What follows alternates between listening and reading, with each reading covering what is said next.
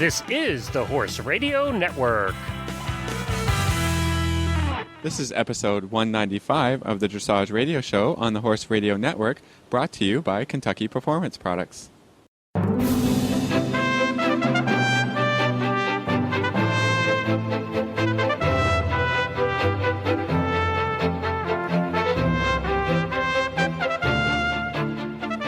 This is Reese Koffler-Stanfield from Waxahachie, Florida. And this is Philip Parks from Fergus, Ontario, and you're listening to the Dressage Radio Show. Without our producer, Glenn, this week, but I'm back, so we kind of... I know! Hi, Philip! You get me, we lose Glenn, maybe next week we'll all be together again. I know, and actually we are going to be together this week on Thursday. You're coming to Florida, so I'm really looking forward to your trip down here. Yeah, and we're trying to drag Glenn down from Ocala so we can all get together. I mean, I think we told you 2 weeks ago that I've never met Glenn in person, so we're looking to have a good time. And yeah, it's going to be a great weekend. I'm sure we will have some pictures for our listeners, and us having a good time in Florida. And I am going to steal a lesson from Philip. He doesn't know that yet, but I think I'm telling you now. Trade. I actually get to stay with Reese, so she's nice enough to put up with so me I'm for a couple to work, of days. guys. So I don't mind doing that. That's fun. I mean, that's why I get to do it every day. It's fun, and so exactly. Looking forward to seeing Denali. I've never seen him under saddle, and I know some of these other horses you've been talking about and stuff. So it'll be fun, and then we have a horse show. So I'm sure I'm going to put you to work as a groom at some point. Oh no, I'm a very expensive groom. Expensive groom. Yeah, no doubt. Me too. But we have a show here at the barn, so it's just down the road. Everybody can hack to it. So that'll be fun, and it's a big week down here. I've got a lesson with Mr. Schumacher tomorrow. Oh, cool. And then Denali, I have a lesson with him with Kathy Conley on Wednesday, and then you come on Thursday. So it's going to be a lot of fun and really busy down here. So it's so good. Lucky. Yeah, it's stuff every week. It seems like you're doing stuff every week. That seems fun. That is not digging your car out of the snow. It's not one of those activities. And I'm sorry to anybody that's doing that. That is, honestly, Philip, that is the reason you come. I have to say, financially for a trainer, it is not, and even my students, like it is a huge financial burden to come down here. But it is worth it. You get to see so many horses and do so many things. So it's very much something that I recommend to people if they can do it. And we talked about earlier about doing a show on how some people make it work for them. So there's some ideas that we have for people that want to come to Florida or California or Europe. I mean, there's lots of ways to get training. Sometimes you have to be creative, but it's definitely worth it. Well, it sounds like a good idea. I'm sure people will be interested to see how to make it, how other people make it work, how trainers make it work, because it's a business. It is in the end about making some money, right? Yeah, sometimes. Hopefully, sometimes, yeah. Yeah, exactly. Yeah. We know what that's like. So, what do we got on the show this week for everybody? Well, we have a really interesting lineup. We have Linda Parelli, actually, is going to come on and talk to her. She has just started riding dressage, and she and the Parelli team put on a dressage summit here in Wellington at Global last week. And so we have Linda Parelli coming on. So I'm really looking forward to hearing her take on how she's adding her system into dressage. Cool. And then we have Kelly McGinn. Yeah, I mean, she's a friend of ours from the Young Horse Trainers thing, and a really great person, great trainer, and so I'm looking forward to hearing her trainer tip. That sounds fun. Exactly. So that's our show, and we are going to finish our list. We did not do this last week because I couldn't do it with Glenn. Not that he's not wonderful, but finish our list here. We got the last 5 of the top 10 habits of highly effective dressage riders. So, we missed a week there. We promised you the second half, but it's coming. It's coming today. So don't worry. So that's great. So I guess we should get to the news first, then do it, and then all these great interviews. Yeah, absolutely. So starting and it is April 1st, helmets will be the rule at all USEF events, including senior riders in Grand Prix and small tour events, effective April 1st. So if you are riding a senior rider and you're riding in an FEI CDI class, you are still allowed to wear top hats. Right. That's only at FEI shows. I mean, this rule came into effect for Canada last year, actually. I think we were the first nation. Yeah. So in all national competition classes that you have to wear a helmet. So I think that's really great. And I think, my top hat is really, really tight. And so I actually prefer to wear a helmet anyways. So. Yeah. Yeah, I mean, I think, I train also in a helmet all the time now. So it's just become part of what we do. And I think that's great. I think as we continue as a nation and kids are growing up and they're wearing helmets and it's not that stigma of, oh, gosh, I need to wear a top hat. I think we're going to save a lot of people's lives and really be good examples. So that is what's going on. And in competition news, a Canadian, Christolotte Boylan, took the top 2 placings in the small tour at the Wellington. Which show was that? Yeah, it was at Global last week. It was the CDI. Yeah, I know it's okay. Yeah. It's confusing. There are horse so shows many here shows, all the time. Yeah, it was the Global. It was sponsored by the USPRE Association, and it was the CDI last week. And Christolotte won the small tour, and Collecto 5 won by Tina Cognac. She's been here on the show. She's a wonderful lady. Won the freestyle with a 77.25%. And Tina Williamson was second, and she had a total of a 74. I was just saying another Canadian, Jackie Brooks, with third. So that's a great top 3. And Christolotte, I think it's her first season in Florida, winning, Prix St. George and I-1 classes. So more great competition, great horses coming out, different ones from different seasons, and I think that's great. Yeah, exactly. So really, really good stuff. And again, wonderful horses to watch and see. And you can pretty much see them all the time now. So really a wonderful thing. So after this break from Kentucky Performance Products, Philip and I are going to be back with the last 5 of the effective habits of a dressage rider. Joint Armor from KPP provides your horse with the building blocks necessary to maintain healthy joints throughout his lifetime. Kentucky Performance Products Quality Assurance provides you with the confidence that you are purchasing a safe, high-quality product. Your satisfaction is guaranteed.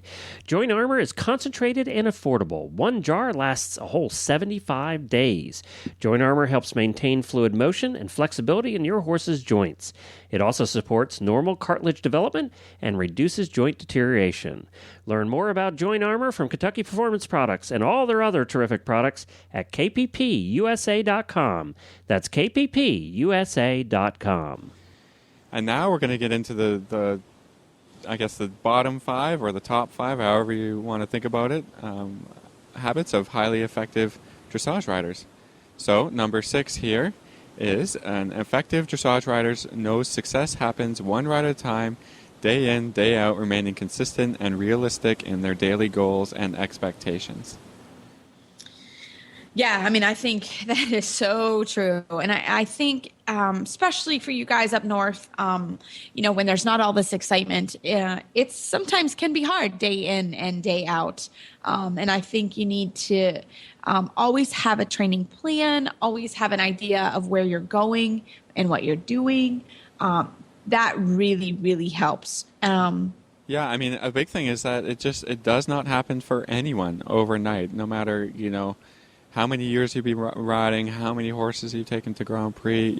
Each one is built day to day, working on first the basics, and then coming through the training scale and just developing each horse at their own pace. I mean, it can be a little, it can be very frustrating at times to have to train the same movement every day, to make it better, and over a couple weeks it feels like it's not going anywhere fast, and it just doesn't go anywhere fast. So I think for all amateur riders who feel like they're not making progress, I think progress happens slowly, but you make big changes over a long time, and that's how everyone does it. And that's just the way it goes. That's part of the sport, right?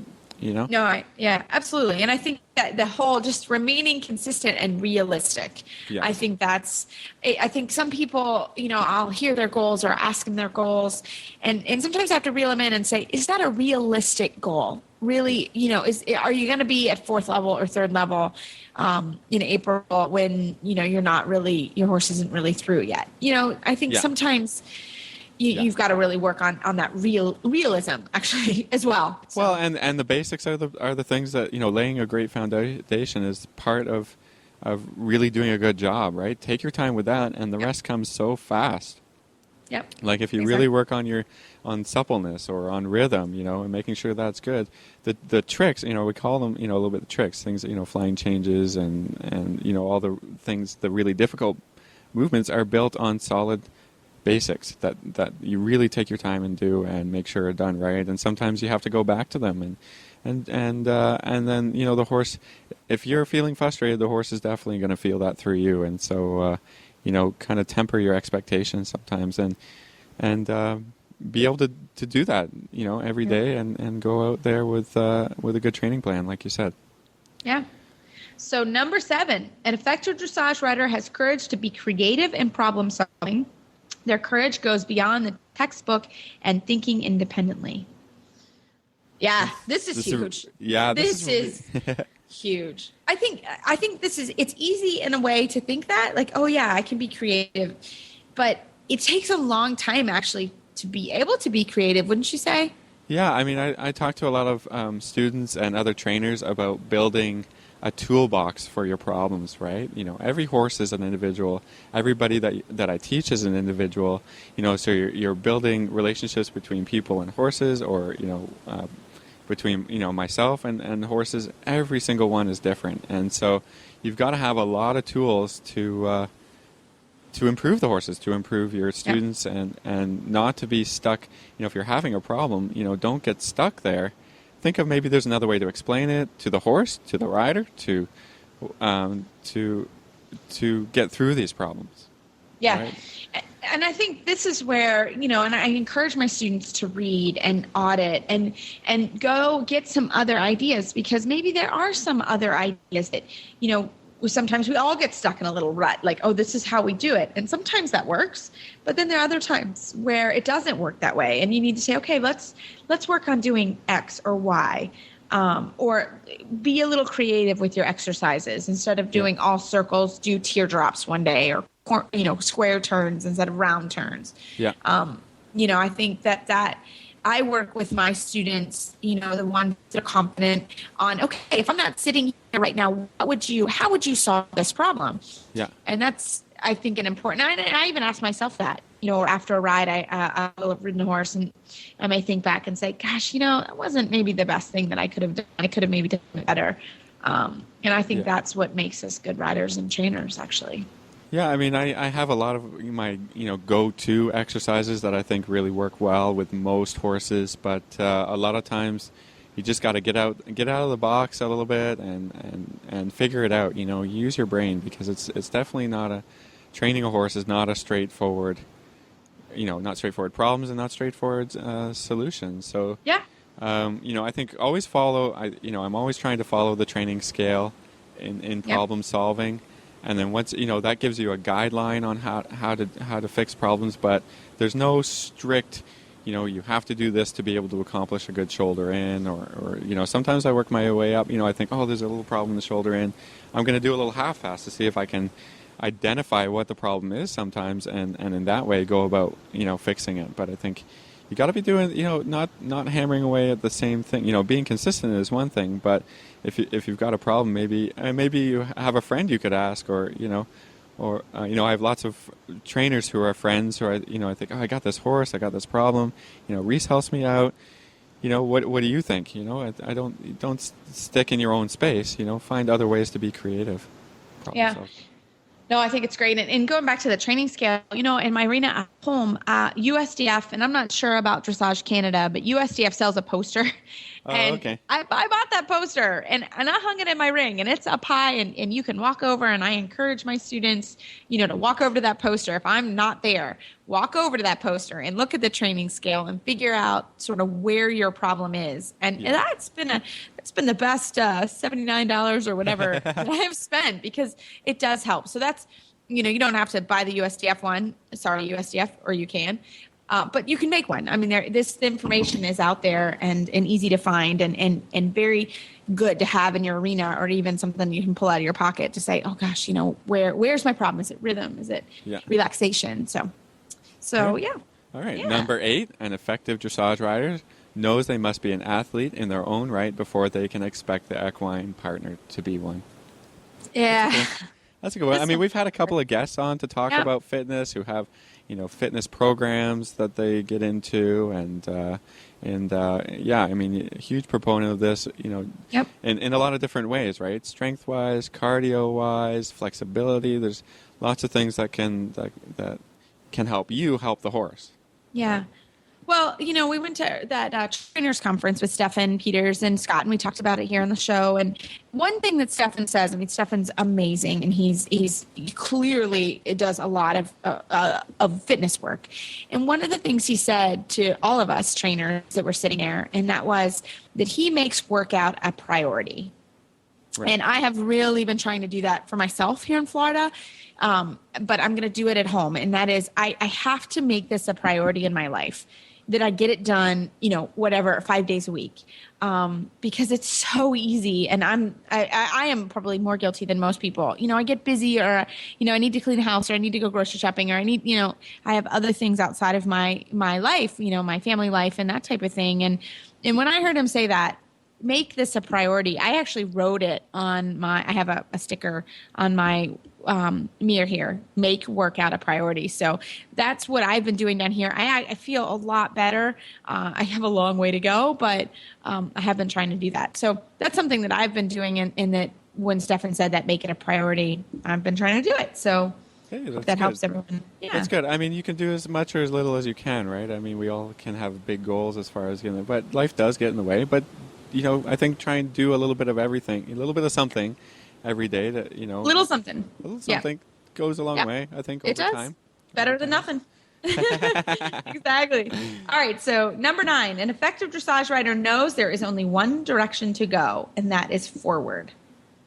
So that's actually, that's a good one. I like that one. If all else fails, go forward. Go forward. Yeah. Yeah. I think there's a lot to be said with that. I don't know about you, Philip, but I always like to talk that there are 2 things that a dressage horse has to do, and that is stop and go. Right. Brakes and gas, right? Brakes and gas. That's the beginning of everything, right? So I'm going to add that into this discussion, a little brakes and gas, but go forward. I think, again, a default. If you're having trouble and you're stuck, go forward. Yeah. I think that's a good one to. Yeah, I think in the sport we really ride a lot of try and get a lot of control, right? And try and control the forward movement, control the sideways movement, control this, control that, and that can lead to a lot of stifling the horse's natural ability or the natural need to just go. I mean, that's how they're built. That's that's their nature. And you can solve a lot of mental issues for the horse just by going forward sometimes. I mean, we talk about going on hacks, stuff like that, but even in the ring, if it's not going well and your horse is getting a little pissed off, just do some canter or do something to get out of the box a little bit. Don't always ride super controlled, because it'll lead to issues in the end, I think. No, yeah.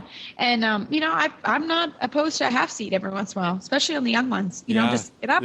Free up their back a little bit. Yeah, it's perfect. Yeah. Perfect. Yeah, and even on the old ones. I mean, the older ones, they need to have a little fun too. And, I think that's great.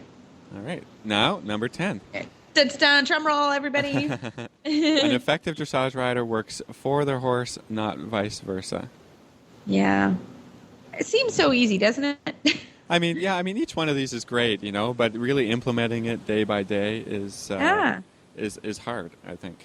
It is. And, it's true, because I think we all very much want to do that. And I think sometimes we forget. Yeah, that's exactly it. Yeah, I mean, it's supposed to be fun. It's supposed to be fun for you, and it's supposed to be fun for the horse, right? I mean, it's not all about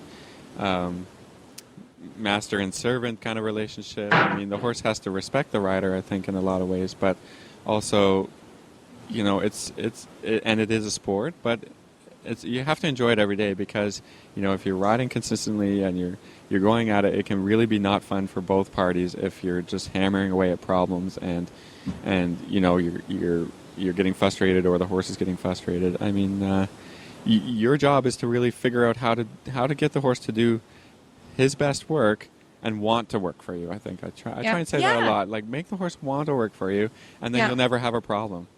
Yeah. Right. So I think that's how you have to approach issues that way. Yeah, no, and true partners, on our notes, it's true partners from the stall to the aisle to the schooling ring and back again. And I think that's right. You always have to remember that, at the end of the day, we're the boss, if you want to say. If horses don't want to work for you and they're kicking and they're rearing, and you have to kind of think, what is it? Are they painful? Are they this? Are they that? And this is not always the easiest. And I have, Philip, and I'm sure you have had points in your career where you're like, okay, this isn't working, and I've got to step back big time and figure out what's not working and where can I go back. And we've all been there. Yeah. I mean, for sure. And we make mistakes as trainers as well. I mean, throughout my riding career and that, I for sure can look back and say, you know what, I wasn't the best friend to my horse that day. And, so when I come across a problem, or I come across a problem horse, how can you be the best rider for them? And sometimes you're not. I think we talked about this before, and saying, maybe I need to get a friend to ride this horse for a little bit, or maybe I need to figure that I'm not the person for this horse at this moment, and to step back and get away, and again, being creative, and this kind of brings all these points together about how this is a good one to kind of wrap it up, and how to get the job done, how to do the sport, but be fair to the horse and be fair to yourself. So I think this is a really good 10 points. We got to think, whoever came up with it was a nice thing to come across and a nice thing to talk about. And we always love content for the show, right, Reese? Some exactly. Points. We love it. We love it. Well, that was really great. And you can find it online. This list is online. So feel free to take a look at it and post it in your barn for sure. It went all over Facebook. So that's where we picked it up. So, we have a special treat to hear from Linda Parelli about the Dressage Summit that happened in Wellington last week. Reese is joined in this interview by Coach Jennifer, host of the Horse Tip Daily Show here on the Horse Radio Network. Well, I am very happy to have Linda Parelli here on the Dressage Radio show. And Linda, we want to hear how you got started in dressage. It's a little bit of a sad story, actually, because I was living in Sydney, Australia, and I was finally in a place where I could live my dream, and I bought a horse. It was a lovely thoroughbred, and I wanted to event. And he turned out to be quite the maniac and run away, and so my instructor said, there's no way you're going to get around the jump course, let alone the cross-country course, without, your arms being stretched about 5 feet. And maybe you should concentrate on dressage because he needs a little bit more education. So that was like a nightmare to me because I was one of those riders that really wanted to go fast and jump everything in sight. And I thought the dressage arena was really boring and that only people who were afraid rode in the dressage arena. But finally, I had to admit that I was afraid enough to focus on dressage because my horse was pretty serious. And I started to like it. I realized it was not as easy as it looks from the outside and not as dull as I thought it was. It was actually quite the mental game, and so that's how I started. Great. And so tell us a little bit about how you met Pat and how you kind of got started with your whole life together. Well, same horse, because I started doing dressage, but 2 years later, he was no better. He was, I was still having a lot of problems with him. And I bought another horse in the meantime, and within 6 months I was out competing and doing quite well. So I basically got the message that, you're okay, but the horse is the problem.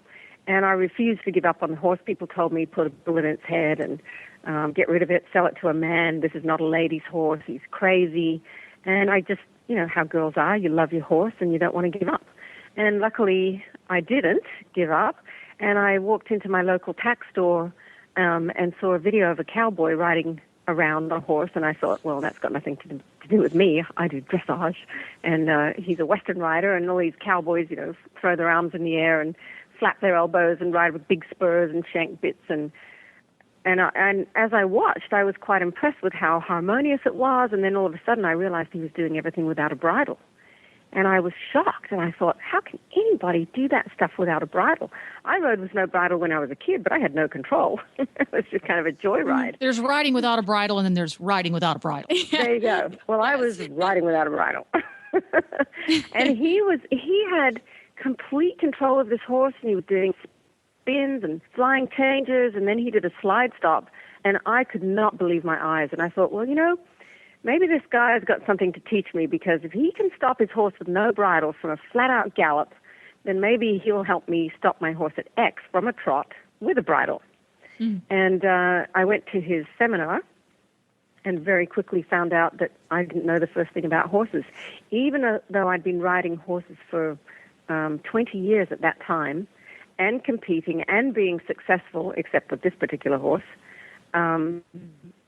it was like a huge awakening for me, because he started talking about the horse's mind and how they think and how they experience things, and to look at things from the horse's point of view. And I was just absolutely shocked. I never imagined that my life could change that dramatically in one session with somebody I thought was a cowboy. And of course, it turned out he was not a cowboy. He was a horseman, and he's like half horse, half human. And that changed my life, and in more ways than one, as you can now see, because at first I went just to sell horse pugs, but then I began to promote him in Australia, and I brought him out a couple of times a year, and then finally we decided we couldn't live without each other, and here I am. That was in 1993 that I came over here, and I met him in 89. So she married a horse guy. Married a horse guy. That's one of the continuing arguments. Do you marry a horse guy or not? But you did, and obviously he's successful. How lucky is that? Yeah, how lucky is that? Yeah, who looks good in a cowboy hat to boot. So you became a very successful trainer in your own right. Fast forward many years to today, and we have a dressage symposium from Linda Parelli. And for many of us, especially here in America, Linda Parelli is the second half of the Parelli team, which one does not generally associate with dressage. Why the dressage symposium, and why now? Well, dressage was my love. That was my passion when I met Pat. And he basically said to me, he pulled punches. He said to me, I know that you're serious and passionate about dressage, but I want you to think about this. Dressage is a very sophisticated language. It's a high degree of refinement with a horse. And he said, you have nothing to refine. Hey, wait a minute. Okay, all right. You got that. And he was right, because, I had control issues. I had relationship issues with my horse. That was another thing. He said, all your problems. He said, you don't have all these problems of bolting and rearing and being out of control. He said, you have a relationship problem with your horse. I'm like, what? He said, yeah, he doesn't trust you. He doesn't understand you. It's like, oh, my God, I never expected that to come out of a 6'1" cowboy's mouth. You have a relationship problem, ma'am, So he's, basically then I said, well, okay, well, then I have to learn about horses. I need to know how they think, how they feel, how they act, how they play, what's important to them, how they learn. And I got very involved in Pat's method, of course. And then I became one of his instructors, and then I started teaching other people, and it was all this foundation about how to be with horses in a way that we aren't normally taught. And together, of course, we popularized natural horsemanship around the world. And I pretty much got a reputation for criticizing dressage, but I wasn't criticizing dressage. I was just, here's the road we go down when we don't really have the foundation on which to build. And I was telling my own story about all the failures and things like that. No matter how passionate your teacher is and how good they are, if you're not ready for this, it's a very frustrating thing for both horse and rider. So, of course, lots of people come to us from all kinds of disciplines, and mainly because they have problem horses. But what we really would like to get across is that, don't come because you've got a problem horse. Come because you want to learn about the horsemanship and things and how you can take that on and beyond dressage. So after about 15 years of teaching around the world with Pat, I finally had a little bit of time where I could start riding my own horses again more regularly, and I decided I wanted to get back and study dressage. And I said to Pat, so will you coach me? And he said, no, he said, I'm not a dressage instructor.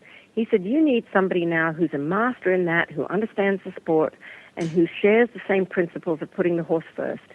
And, we'll find that person. And so it took, I guess, about 8 or 9 months. And finally, we went and saw Walter Zettel at a clinic, a USDF clinic that he was doing not far from us here in Ocala. And we went along, and we weren't in the stand for 2 minutes, and Pat hit me with his elbow, and he said, that's the guy. And so we went and talked to Walter after that, and Pat said, will you come and teach Linda and also me? Pat had a lot of lessons with him in the beginning as well. And he came every 2 months for 5 days with us. And I was so blessed to be coached by Walter. And he shared exactly the same principles that we do. We go about things a little bit differently in some ways, but everything just dovetailed so beautifully. And then Walter got so interested in what we were doing. He said, I've never seen such happy horses and such unfrustrated people, and what are you doing? And so the more we got to know each other and work together, became each other's greatest fans. So Walter was a big part of the Dressage Summit in the end, because he wanted us to meet Christoph Hess, and he told Christoph about us, and we finally did that a year ago at the Trainers Conference or Symposium in Wellington. And we met with Christoph, and he was blown away by what he saw Pat doing, and saw my young horse and said, he's really correct in all the basics. And then it just grew from there, and we decided we're all on the same mission here. We want dressage to be the beautiful thing it really is. We want the principles of the olden days to be brought forward and maintained, more widespread than they are now. Of course, there are people that are doing it, but we want to make it more mainstream. And that's one of Christoph's big passions, too, is to go, hey, this is not roll curve, hyperflexion, and seesawing them out, and stressed horses and force. He says that's not how it should be. So anyway, that's how it all came together. And I don't know how we actually dreamed up the summit, but all of a sudden there it was. Wow. And how many attendants did you have here in Wellington? I think we had about 300 people. Wow, yeah, I heard it was a great turnout, and it was really successul. And I think it went really well. I need to see the video because I think I was unconscious for most of it. I was so excited being amongst it all. And for me, I don't pretend that I'm a dressage rider. I'm learning dressage. I'm learning all those bits and pieces and figuring out how to work the psychology through it, because we train through behavioral psychology with horses. And so one of my videos that I launched that was the first foray into the dressage arena was about contact and how to understand contact from the horse's point of view. How can you get the horse to want to take the contact instead of pushing him into it? And so that really is what started to put things on the map, and Walter started recommending it to all his students and sending it to all his friends and publishers around the world. And so then, unwittingly, in a way, I was thrust into that world. But I see myself more as a student there and helping to break things down and simplify them, because that's the role I also played with Pat over all these years. It's like, how can I make his message more understandable? I often joke, it's like, lucky I'm blonde, because I have to really simplify things. No, I think that's very helpful for all, and I think contact for all dressage riders is a tough thing. It's hard to describe it. It's hard until you feel it and understand it with your particular horse. So I think that's wonderful. Exactly, and of course, when I started riding with Walter, I didn't have contact, and I was all proud that my horse was so light and I could do flying changes and passage. Put little inverted commas around it. I could do all that before Walter came on the scene, but then he kept at me with all the basics, and you don't have contact. I'm like, I don't get it, though. I don't really understand. And he basically rode my horse through me, and it took basically 3 years until one day I felt it, and I thought it was wrong. And I remember watching the video with Walter, because I was all kind of, at that point I was frustrated, because I'm thinking, why is he not correcting me? This feels really wrong. And all of a sudden, he was just going, yeah, good. And I go, this can't be good. And we watched the video, and for the first time, I saw my horse in a frame and moving through his body like he'd never done before. And I went, okay, I have no idea what contact's supposed to feel like. I just felt it. Now, how can I do this on purpose? And then as soon as I tried to do it on purpose, my horse hated it. So then I was like, okay, I haven't got the master riding my horse through me. How can I make this a game so my horse goes, oh, I know the outcome. I know the goal. Let me hold your hand. Let me, drive with my hind leg into your hand. And that's why I worked out the game of contact. And that's why I call it the game. Everything we try to do in our system is make it a game so the horse can get mentally involved in the outcome instead of just being our puppet. Well, first of all, Linda, you're not a blonde. You're a right brain introvert, and it's okay. I must be channeling right brain introvert because I'm a right brain extrovert. So you've gotten the light bulb moment. So Yes. Are we going to be seeing Linda Parelli on the entries list on some shows coming up here? Are you going to get out there in the world and start competing again? I don't know. I competed a lot before I met Pat. I was a very competitive person. And then when I got involved in Pat's program, I got it was more about how good can I get with horses. It didn't matter about the discipline. It's like, how good could I get in the psychology of training where horses want to perform for me and I can do things already with no bridle or with a bridle or, So I really lost my interest in competition and got very involved in learning how to train and how to teach. And so now, as I'm studying in dressage, I haven't hit that spot where I want to compete. I want to teach and I want to demystify, and I want to bring the behavioral approach to training horses. I've worked with horses all around the world and in some pretty high-level stables like Klaus Balkenholz and Louis Lucio and Luca Manetta, who's in Grand Prix jumping. And I help them all not with the discipline, but I help them with the psychological approach with their horses or the behavioral approach. So I don't see myself as a dressage expert. I'm not even trying to be a dressage expert. But I want to ride really well, and I want to ride Grand Prix. And I want people to go, oh, I'm glad she doesn't compete. Like, that's my goal. So for me, competition's not it. It's more about personal development, but that whole backside of it that we bring into the picture, which is the behavioral psychology. Well, wonderful. Linda, thank you so much for coming on the show this evening. If people would like to find some more information about your methods and the Parelli methods and also about the Dressage Summit, where can they find you online? Parelli.com, very easy. And if they're interested in our, how to learn more about horses and the inside of horses, then we have a levels program for that. But otherwise, there's the Game of Contact DVDs and then the series that I just made with Christoph Hess called The Scale of Training. Wonderful. Well, thanks so much. Thank you both so much. I appreciate being able to talk to you, and it was fun telling the story. Hi all, Glenn the Geek here, and we're excited to bring you a special offer for Horse Radio Network listeners from one of my favorite companies, and that is Audible.com. Audible.com is the premier provider of digital audiobooks. Audible has over 85,000 titles to choose from in every genre: thrillers, business, romance, comedy, sci-fi, sports, and so much more. Audible titles play on your iPhone, your Kindle, your Android, or more than 500 different devices that you can listen anytime, anywhere. My wife and I love Audible books. We've been a member of Audible since 2004 and have listened to over 100 books with Audible. What horse person, who has time as a horse person to sit down and to read a book anymore? Yet I found the time to listen to books on Audible. When I'm not listening to podcasts while I'm riding, cleaning stalls, or at the gym or driving, I'm listening to Audible books. And for the listeners of the Horse Radio Network, Audible is offering a free audiobook download with a free 14-day trial to give you a chance to check out their service. All you have to do is go to audibletrial.com/HRN. That's audibletrial.com/HRN for Horse Radio Network. And you can download your free audiobook and get your 14-day free trial today. If you can't remember that, just check out our website and you'll find a link to it right there. Enjoy your book. We know you will.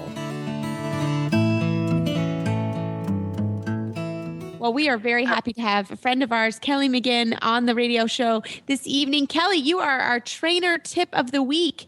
Can you get started on the tip you're giving all of us? Sure.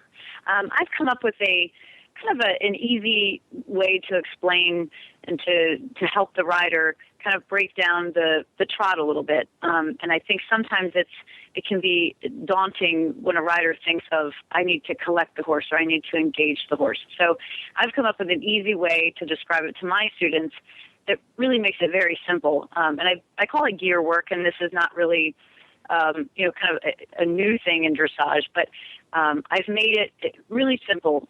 What I try to think about is like third gear is like your basic working trot. You're forward, you feel like your horse is, even in both reins, and, this is just your working trot. And then we have the lower gears that are basically like first and second gear. And with first gear kind of being that trot that you would have right before you walked. And then second gear is that trot that's maybe a little bit in between first and third gear. And then we have fourth and fifth gear, which is fourth gear is more sort of going towards your medium trot. Fifth gear is towards extended trot. So for me, this is a really easy way in a lesson to kind of teach the rider and to show the rider, okay, I want you to do this movement in fourth gear, or I want you to do this movement in, second gear.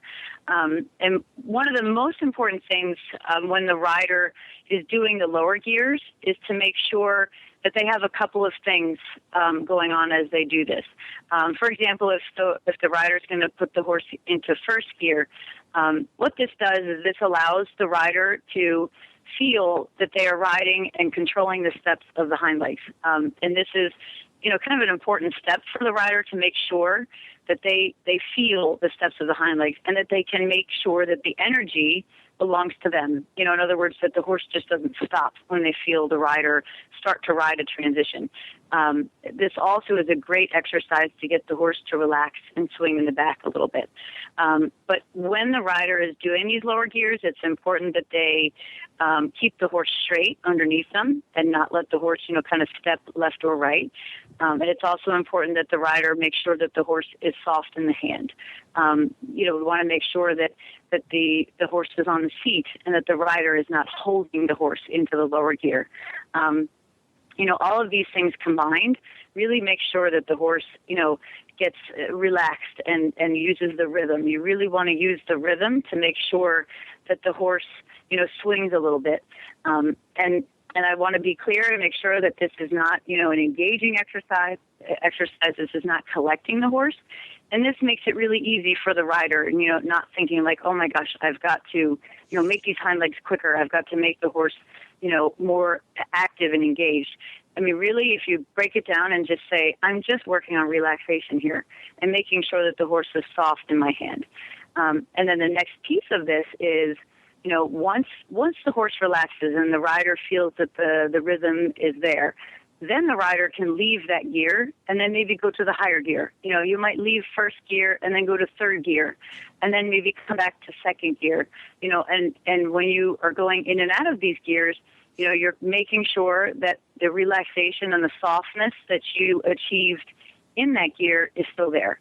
And this makes it just really, really easy. And, for example, if you have a horse that wants to kind of suck back and be a little bit lazy all the time, the common thought is, okay, I'm just going to, give a kick and put my leg on and drive the horse forward. And sometimes this is not the best way. It makes the horse then more tight in the back. So, it's a really great exercise then if we have, a lazy horse.